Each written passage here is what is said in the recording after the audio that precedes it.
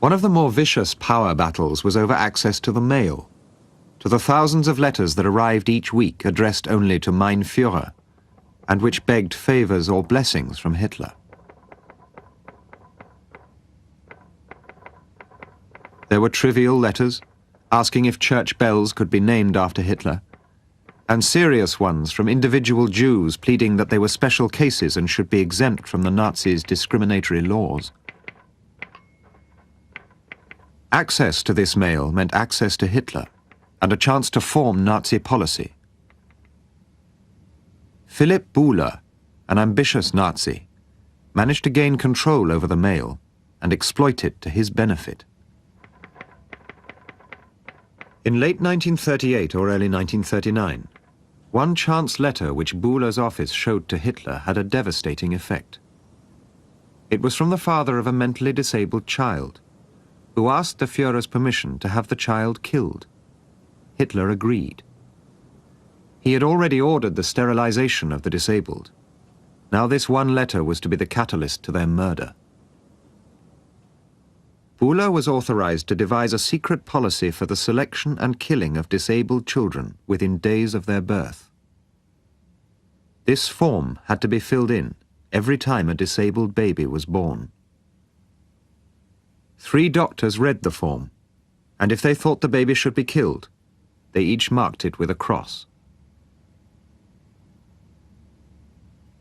Within months, it was no longer just babies who could be killed, but disabled children as well.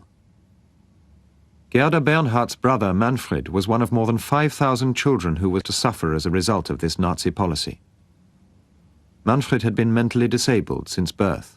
Wenn ich an meinen Bruder zurückdenke, das war ein lieber Junge. Er war natürlich zurück wie ein kleines Kind. Und er war eigentlich normal gewachsen, als netter Junge, bloß geistig nicht. Er konnte nur Mama, Papa sagen. Er blieb zurück, er hat auch erst spät laufen gelernt. Und dann wurde er hat sich immer gerne beschäftigt. Und wenn meine Mutter sagte, hol mal Kohlen aus dem Keller, dann wollte er das fortwährend. Machte die Kohle hoch und wollte wieder runter. Immer wieder neu, immer dasselbe. Mein Vater war dafür, dass er vielleicht in eine Kinderklinik, und da kam Applerbeck in Frage, weil die dort einen großen Bauernhof hatten, dass der Junge vielleicht dort beschäftigt werden könnte. But Applerbeck was one of the Nazis' special children's units. By now, 2 years after the policy had begun, doctors in homes like this had stopped filling in Buhler's form. In a typical example of how policies could spiral away, staff here on their own selected the children they wanted to kill. Die Kinder wurden tot gespritzt mit einer Überdosis Luminal, das war ein ganz starkes Beruhigungsmittel, beziehungsweise mit Morphium. Diejenigen Kinder, die man vorher selektiert hatte zum Töten, zum Ermorden. Das Ganze geschah heimlich. Man hat in die Patientenakten selbstverständlich nicht hineingeschrieben, wir haben dieses Kind getötet, sondern man hat hineingeschrieben, dass es gestorben ist an ganz unauffälligen Krankheiten, an allgemeiner Schwäche oder an Masern. Sie brachten mir den Jungen ja immer in einen Aufenthaltsraum. Und da ging ich und da war ein Wärter dabei und da war er am Fenster und dann habe ich gewunken und der Junge auch.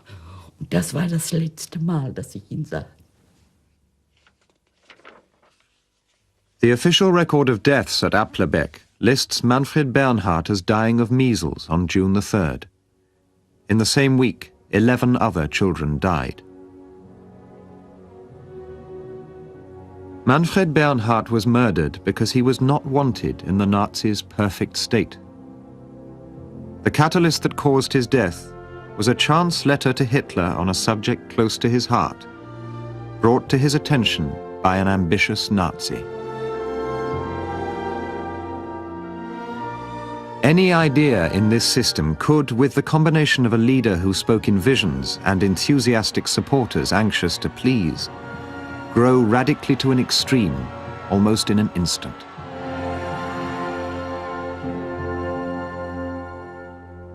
This was the way Germany was ruled in the 1930s.